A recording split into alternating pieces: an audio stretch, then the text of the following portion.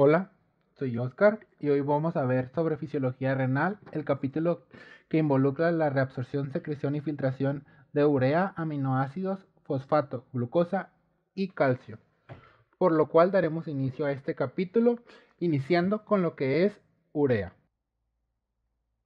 La urea. La urea proviene del metabolismo de aminoácidos del grupo amino, se produce tanto en riñón como en hígado, siendo principalmente este último. El riñón puede filtrar, reabsorber y secretar la urea de manera libre. La reabsorción se lleva principalmente en el túbulo contorneado proximal y en el conducto colector cortical, mientras que la secreción se lleva principalmente en la rama ascendente y descendente fina de la asa de Henle. Cuando la urea es recién filtrada por el glomérulo, las concentraciones de urea tanto en plasma como en orina son similares, pero mientras va avanzando por el túbulo, el agua es reabsorbida. Esta reabsorción de agua hace que las concentraciones de plasma y orina de la urea se cambien, haciendo que la concentración en orina sea mayor que la del plasma, permitiendo así su reabsorción. Entonces, al ser esas concentraciones diferentes, se reabsorbe mediante los mecanismos que veremos a continuación. En el túbulo contorneado proximal está la urea y el agua. Mientras el agua se reabsorbe, por arrastre también puede reabsorberse urea. Pero una vez que las concentraciones de agua disminuyen, las concentraciones de urea aumentan, lo cual permite que por vía transcelular y paracelular, por medio de difusión o por medio de las uniones estrechas, la urea pueda pasar hacia el intersticio y ser reabsorbida. Y esto es lo que sucede en el túbulo contorneado proximal. Pero en la rama ascendente y descendente fina del asa de Henle no se reabsorbe, sino que se secreta. En la rama descendente fina encontramos que están los UA2, los cuales son unos canales que permiten el paso de la urea. Y en la rama ascendente fina pasa mediante difusión, o por lo menos eso es lo que se cree. La urea puede ser secretada según las necesidades del organismo. El organismo necesita la urea para la concentración de la orina.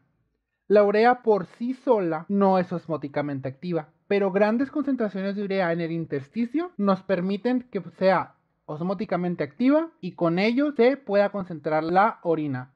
Si está en el intersticio, jala agua del lumen hacia el intersticio, aumentando el volumen en el organismo y disminuyendo el volumen de agua en la orina. Y esto se ve regulado en la reabsorción, pero en el túbulo colector cortical. Aquí tenemos igual urea, dos canales, UTA1, UTA3. La urea pasa a través del UTA1 en la membrana apical y por el UTA3 en la membrana vasolateral. En concentraciones en las que se activa la hormona antidiurética o arginina vasopresina, se une a sus receptores vía AMP cíclico, aumenta la expresión de ambos canales.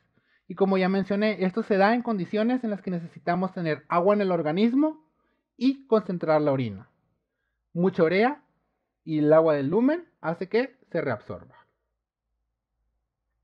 Y eso es lo importante en cuanto a la urea. Ahora miraremos lo que son aminoácidos y proteínas. Aminoácidos.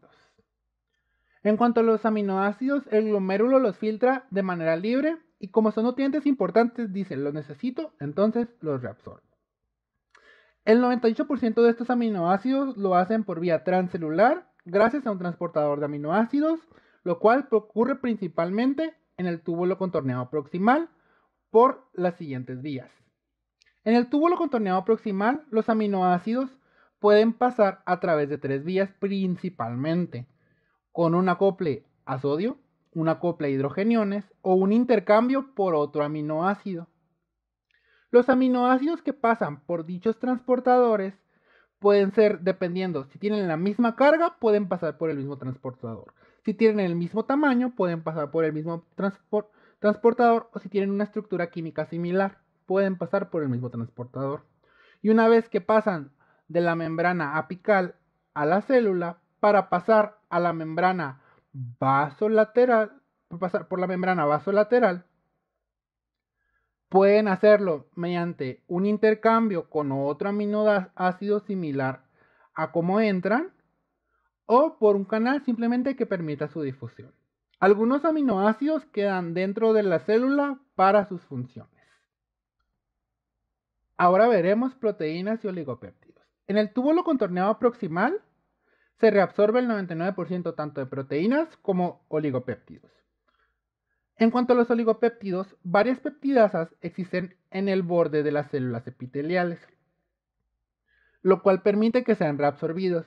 Y en proteínas, aunque por lo general la barrera de filtración impide que las proteínas pasen, no es 100% efectiva.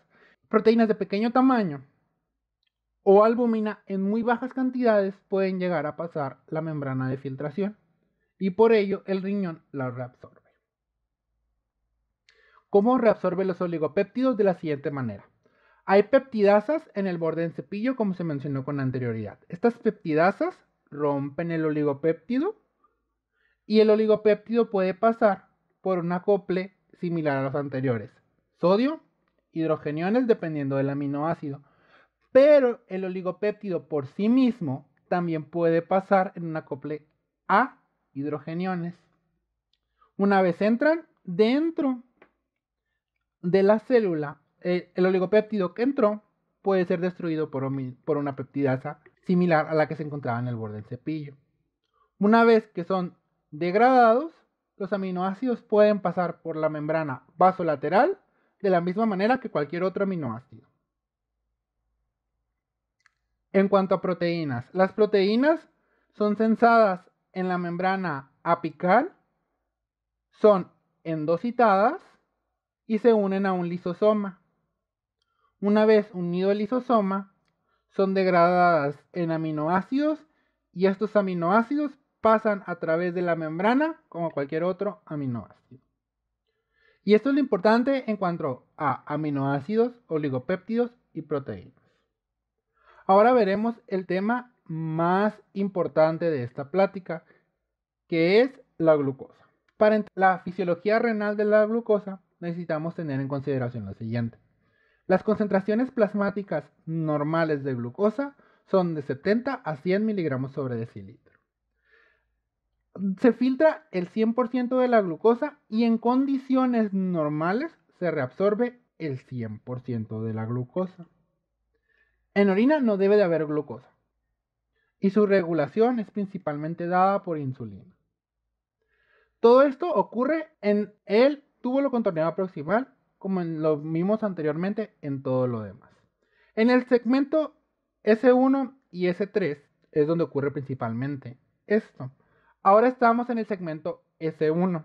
En el segmento S1 tenemos los SGLT2, los cuales son un transporte de glucosa acoplado a sodio.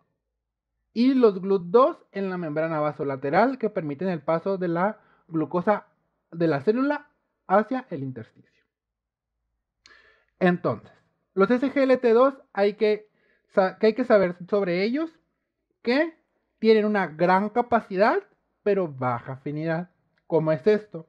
Cuando llega una carga muy grande de glucosa, porque hay que recordar que se filtra el 100% de la glucosa en el organismo.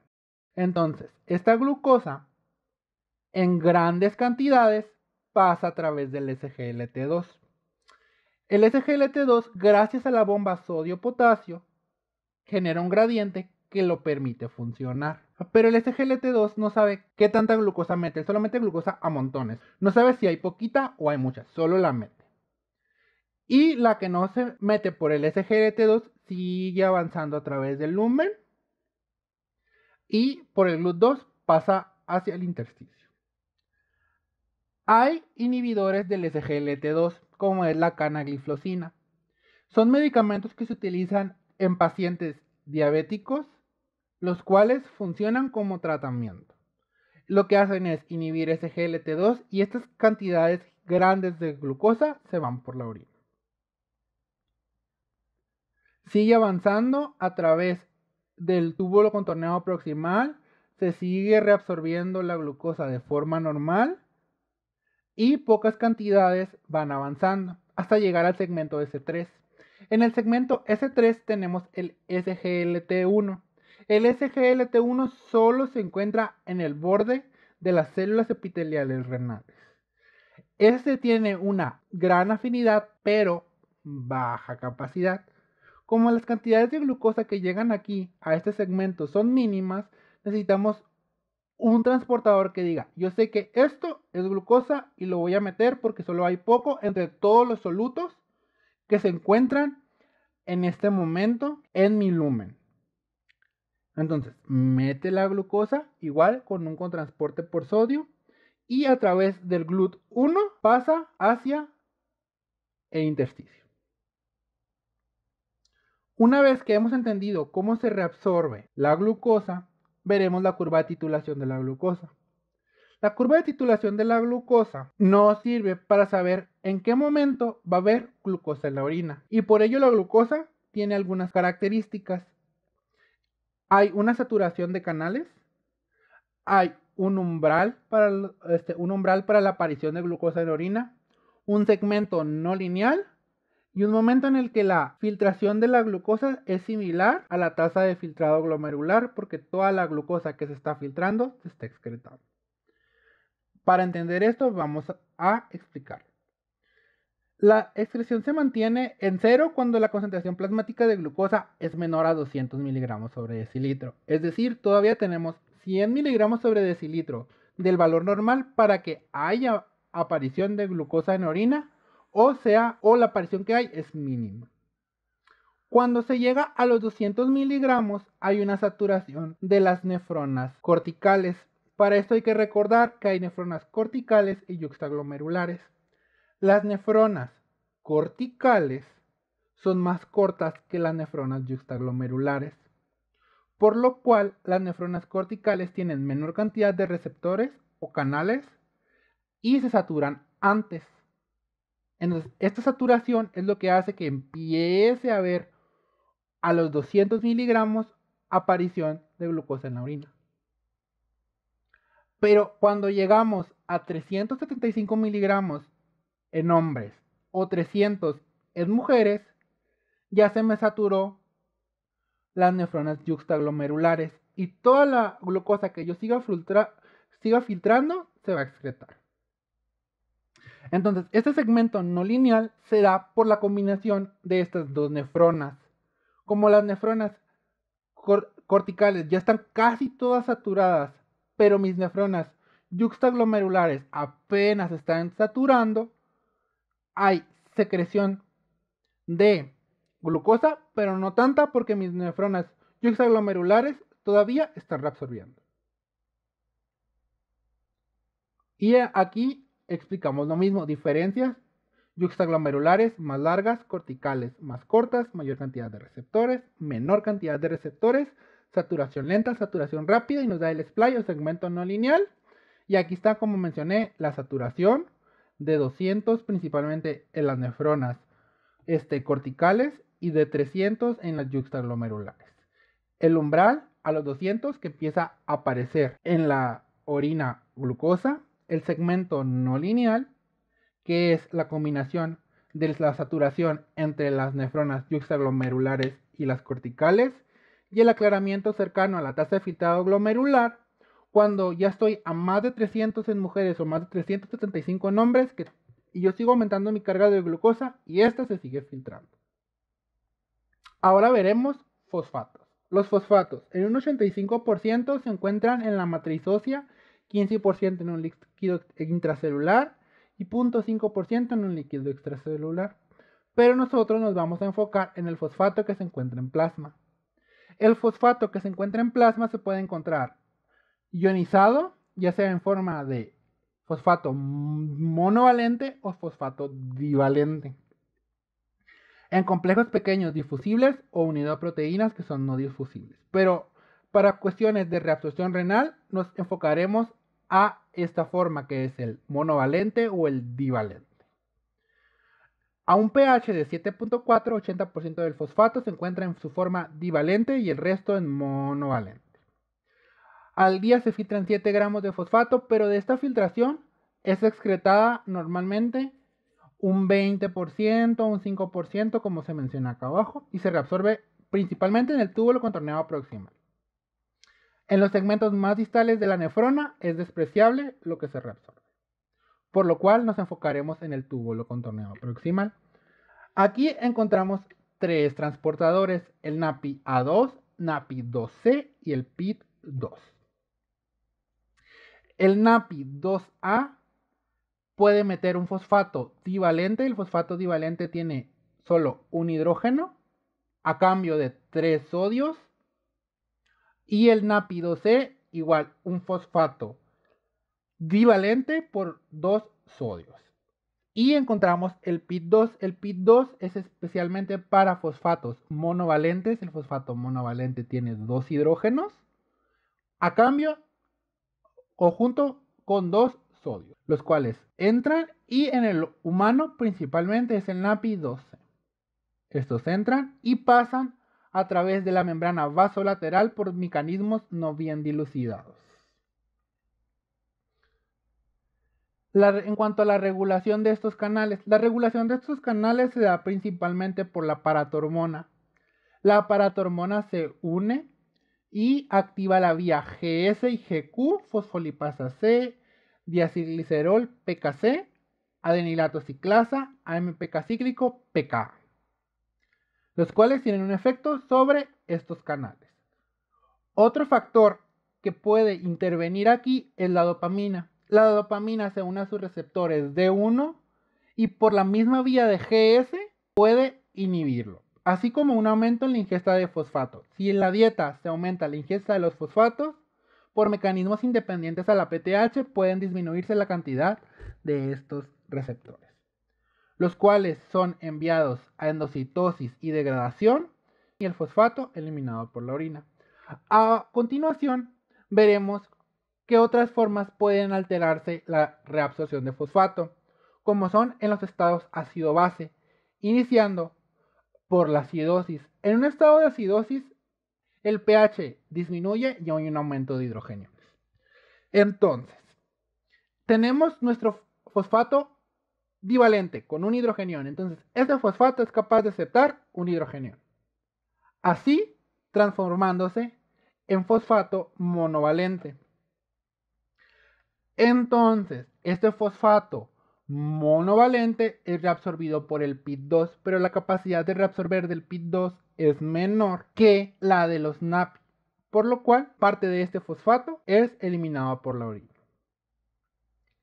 Ahora en un estado de alcalosis. En un estado de alcalosis aumenta el pH, pero tenemos nuestro fosfato monovalente. Nuestro fosfato monovalente tiene un hidrogenión que es capaz de donar. Este hidrogenión se dona hacia el lumen y con ello el fosfato monovalente se convierte en fosfato divalente, porque antes tenía 2 hidrogeniones, donó 1 y ahora solo tiene un hidrogenión.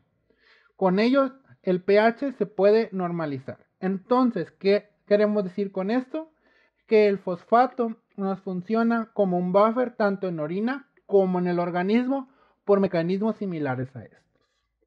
Y ya este fosfato divalente puede ser reabsorbido por el NAPI C2 o eliminado por la orina. En cuanto a otros factores que pueden alterar la regulación, son la vitamina D, aumentando su reabsorción, glucocorticoides, disminuyendo su absorción, y las fosfatinas, que el principal es el factor de crecimiento de fibroblastos 23. Y en esta tabla tenemos algunas condiciones que nos pueden aumentar o disminuir la excreción de fosfato. Como ya vimos, la paratormona o los estados ácido-base, acidosis, se convierte más a monovalente, menos capacidad del PIT2, mayor excreción. En alcalosis se convierte a más divalente y se reabsorbe más por el NAPI-C2 y se aumenta su reabsorción. Así como la glucosa, el fosfato tiene una gráfica similar. Pero, en cambio aquí, el fosfato se empieza a excretar en condiciones normales. No es necesario que se reabsorba al 100%, sino según las necesidades del organismo, se elimina. Y aquí la TM cambia. Puede reabsorberse más o reabsorberse menos en base a las condiciones que ya vimos antes. Esta gráfica se las pongo para que vean que hay otros solutos o iones que también pueden tener comportamiento similar al de la glucosa. Y para terminar, veremos el calcio. El calcio se encuentra en un 40% no filtrable. Para terminar, veremos calcio. El calcio plasmático en un 40% se encuentra como no filtrable, ya sea unido a proteínas. El 60% es filtrable, el 15% se encuentra unido a otros solutos y el 45% es ionizado. Nos enfocaremos al ionizado. La reabsorción del calcio se da principalmente en el túbulo contorneado proximal, en la rama ascendente gruesa y en el túbulo contorneado distal. A continuación veremos qué es lo que sucede en el túbulo contorneado proximal. En el túbulo contorneado proximal, por arrastre, gracias a la reabsorción del agua, este puede ser reabsorbido, o por vía paracelular gracias a cargas positivas. ¿Cómo pasa esto? Mientras se reabsorbe el agua, aumenta su concentración de sodio, calcio, como lo que sucede en la urea, lo cual hace que aumenten las cargas positivas y el calcio pueda pasar a través de las uniones estrechas hacia el intersticio. No hay una vía transcelular en el túbulo contorneado proximal. Pero ¿qué sucede si tenemos una carga negativa? Si tenemos una carga negativa o mucha agua, si hay mucha agua, cuando se vaya el agua, se lo va a llevar con él. Y si más aparte de eso le unimos que hay una carga negativa, la carga negativa no nos va a dar un gradiente suficiente para que el calcio pueda pasar. Entonces, solo va a pasar una pequeña parte, ya sea por arrastre o paracelular. Solo va a pasar una pequeña parte, ya sea por arrastre o paracelular, y el demás se va a ir por la orina. En cuanto a la rama ascendente gruesa, en la rama ascendente gruesa hay dos formas por las cuales el calcio puede ser reabsorbido, ya sea por los TRBP, que son mínimos, o por vía paracelular, que también se da debido a cargas. Pero ¿cómo sucede esto? ¿Cómo se da esta carga? Aquí. La carga se da porque tenemos el NKCC2, el cual transporta sodio, potasio y 2 cloros. Una vez que entra el sodio, el potasio y los 2 cloros, este potasio por el ROM-K vuelve a salir. Y dentro de la célula hay potasio, el cual también sale por el ROM-K. Y cuando llega la siguiente carga desde arriba y vuelve a entrar, este potasio vuelve a salir. Entonces, estas cargas de potasio que se están reciclando por aquí me aumenta la carga positiva, lo cual me permite que mi calcio pase por vía paracelular debido a esa carga que me está dando. ¿Cómo se regula este nivel? A este nivel no hay una regulación hormonal, así como en el túbulo contorneado proximal tampoco hay una regulación hormonal, pero hay una regulación directa por calcio. Hay unos sensores de calcio, que es el CAS, se une el calcio a su sensor. Ese sensor por vía GS y GQ inhibe el NKCC, inhibe el ROM, la carga positiva no se da, hay un aumento de cargas negativas y el calcio se elimina por la orina. ¿Qué otro me puede dar esto mismo? Los diuréticos de asa como furosemide tienen el mismo efecto de inhibir el NKCC2, haciendo que no se dé esta carga positiva en el lumen, inhibiendo con ello su reabsorción. Y ahora, por último, miraremos en el túbulo contorneado distal. En el túbulo contorneado distal, el calcio pasa a través de los TRBP 5 y 6. Pasa por vía transcelular, y aquí hay un intercambiador sodio-calcio y una bomba de calcio, que es lo que nos permite que vaya hacia el intersticio. Lo importante aquí es que hay una regulación por la paratormona.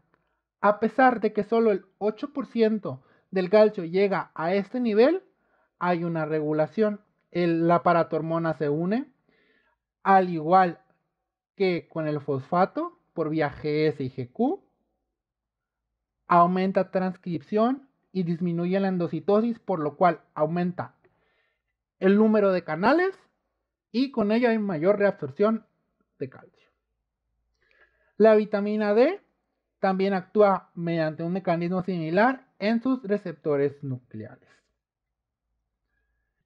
Y con esto terminamos el capítulo de urea, aminoácidos, glucosa, fosfato y calcio. Espero que hayan entendido toda la presentación. Gracias por verla. Nos vemos en la clase en línea.